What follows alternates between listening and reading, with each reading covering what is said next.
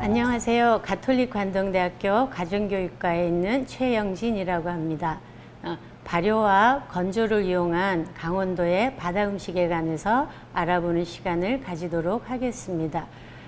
강원도 바다는 각종 생선, 조개류, 연체류 등의 각종 수산물이 서식하고 있는 강원도 어촌 주민들의 식량 창고 역할을 하는데요. 그 수산물들은 항상 구할 수 있는 것도 아니고 또 상하기 쉬운 것이어서 보관해 두었다가 필요할 때 먹는, 필요할 때 활용할 수 있는 수단이 필요합니다. 그 수단으로 대표적인 것이 발효와 건조가 있겠습니다.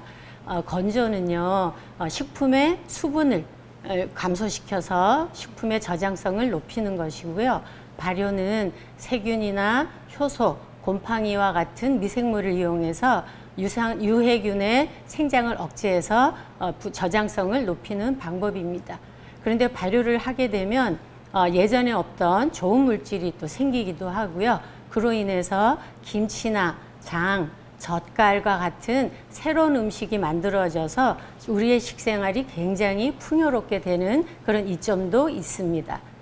물론 식품을 부패시키지 않고 발효시키는 것은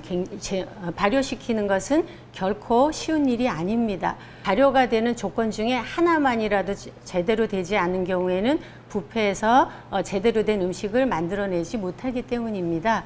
그렇기 때문에 요즘에는 과학의 지식이 발달이 돼서 발효 음식을 만드는 것이 그리 큰 어려운 일은 아니지만 과학적 지식이 없었던 옛날에는 이 발효 음식을 제대로 만들려면 정말 지혜와 정성이 있지 않고서는 굉장히 어려운 일입니다. 근데 이 강원도 어촌에서는 이 발효 음식을 많이 활용을 하였는데요. 대표적인 것이 식혜, 젓갈, 그다음에 해물김치, 어육장 등이 있습니다. 거기에 관해서 지금부터 하나씩 알아보도록 하겠습니다. 가장 먼저 우리가 알아보고 싶은 것은요, 동해안에서만 있는 식혜라는 음식에 관해서 알아보고자 합니다. 식혜하면 우리가 쌀에다가 엿질근 가루해서 단맛이 나게 만든 그 음료로 생각하시기 쉬운데 한자어가 다릅니다. 이 동해안의 독특한 음식인 식혜는 일종의 젓갈에 해당하는 음식입니다. 그럼 젓갈은 어떻게 만드는 거냐면 어패류에 소금을 넣어서 만드는 것이거든요. 젓갈과 식혜가 어떤 차이가 있냐 하면 식혜에는 곡류가 들어가고 젓갈에는 곡류가 들어가지 않습니다. 왜 동해안에서는 곡류를 넣어서 식혜를 만들어 먹었을까요? 네, 동해안에서는 서해안과는 달리 소금이 귀했기 때문입니다. 그래서 모자라는 소금을 대신할 수 있는 저장성을 높일 그 수단이 필요했었는데요. 그 수단으로 곡류를 선택을 한 거죠. 그래서 발효를 시키면 젖산이 나오게 되고요. 그 젖산으로 인해서 식품의 저장성이 올라가게 되죠. 그렇게 되면 젖산이 새콤한 맛이 나기 때문에 식혜에는 젓갈에 없는 그런 독특한 새콤한 맛이 식혜의 큰 특징이 되기도 합니다. 뿐만 아니라 식혜는 생선을 통째로 넣어서 만들기 때문에 우리 대한민국 국민들에게 부족하기 쉬운 영양소인 칼슘을 섭취할 수 있는 좋은 공급원이 되기도 하고요. 발효를 시켰기 때문에 소화가 굉장히 잘 돼요. 그래서 환자나 노약자들의 보양식으로서도 훌륭한 역할을 합니다. 동해안에서는 식혜를 뭐로 만드냐면 가자미, 명태, 도루묵, 그다음에 횟대기 같은 생선을 활용하기도 하고요. 북어나 북어포처럼 건조한 생선을 활용하기도 하고 오징어나 문어와 같은 연체류를 활용해서 다양하게 만들어 먹습니다. 식혜를 만드는 방법은 생선을 미리 이제 비늘 빼고 손질을 잘 해서 소금에 절여서 하루 전날 꾸덕꾸덕하게 말립니다. 그래서 그 다음 날 아침에 이제 밥을 하는데요. 이 밥은 조밥을 하기도 하고 쌀밥을 활용하기도 합니다. 그래서 조나 맵쌀밥으로 밥을 만들어서 일단 식힌 다음에 거기에 여러 가지 고춧가루를 비롯해서 파, 마늘, 갖은 양념해서 잘 버무려 놓습니다. 이때 버무릴 때 생선과 같이 버무려서 항아리에 담기도 하고요. 소금 한 켜, 생선 한 켜, 소금 한 켜, 생선 한 켜, 이렇게 해서 항아리에 차곡차곡 쌓아서 삭혀서 만들어내기도 합니다. 식혜가 강원도의 대표 음식이기도 하지만 강원도에서는 젓갈을 많이 만들어 먹어왔습니다. 강원도의 대표적인 젓갈로는 오징어젓, 창란젓, 명란젓, 서거리젓, 그리고 꽁치젓 등이 있습니다. 특히 이 명태는 정말 어디 한 군데 버릴 데가 없는 그런 생선이어서 알로는 명란젓을 만들고요. 내장으로는 창란젓을 만들고 아가미로는 서거리젓을 만듭니다. 특히 또 꽁치젓은 강릉, 특히 주문진에서 굉장히 유명한 젓갈인데요. 꽁치가 많이 잡히는 봄철에 알벤 꽁치를 잡아다가 소금 한 켜, 꽁치 한 켜, 켜켜로 담아서 큰 항아리에 담습니다. 그래서 이 꽁치젓은 다른 젓에 비해서 훨씬 좀 빨리 익는 편인데요. 이 어느 정도 적당히 사가진 것을 살만 발라서 고추랑 갖은 양념해서 반찬으로 먹기도 하고요. 나머지 남아있는 것들은 더 푹 삭혀서 액젓으로 만듭니다. 그래서 그 액젓을 활용을 해서 김치 담글 때 꼭 활용하는 동해안만의 독특한 젓이기도 합니다. 강원도 어천에서 김치를 만들 때는요, 해물을 꼭 넣습니다. 그래서 강원도 어천의 김치를 해물김치 또는 바다김치다라고 얘기를 하는데요. 이 강원도 해물김치에는 3가지 특징이 있습니다. 첫 번째 특징은 배추를 바닷물에 절이는 거죠.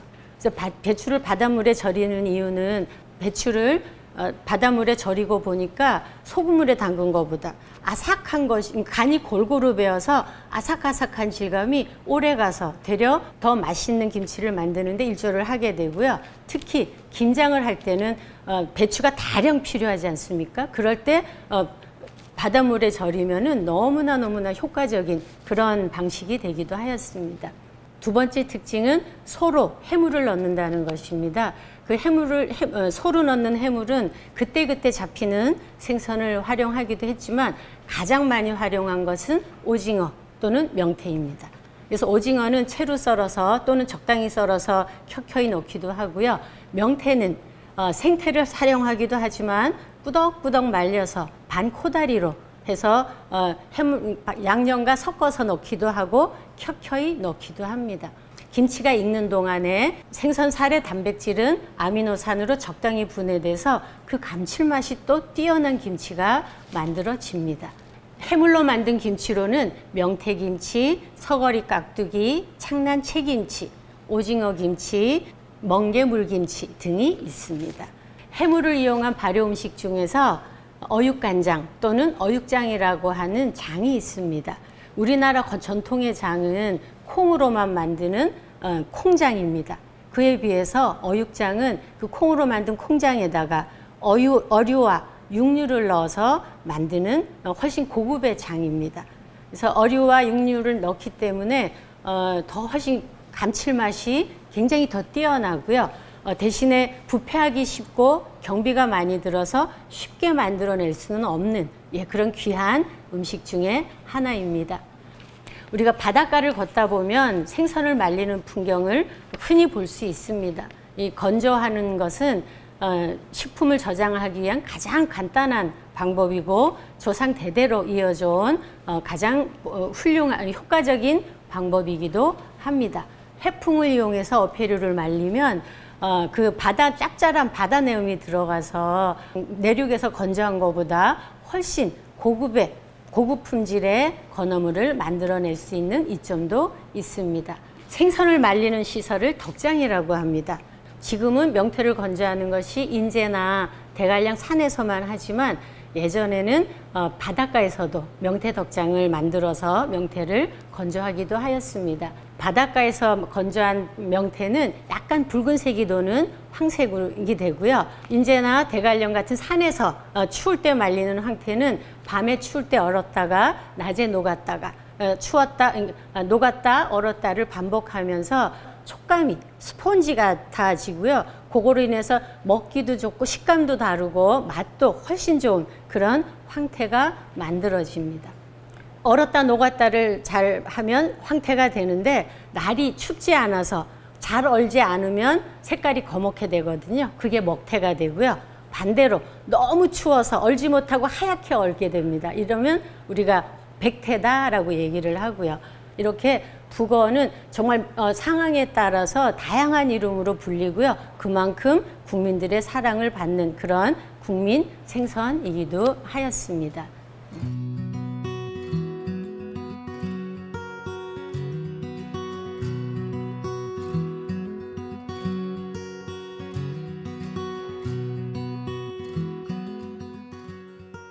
이상 선조의 지혜가 가득 담긴 발효와 건조를 이용한 강원도의 바다 음식에 관해서 알아보았습니다.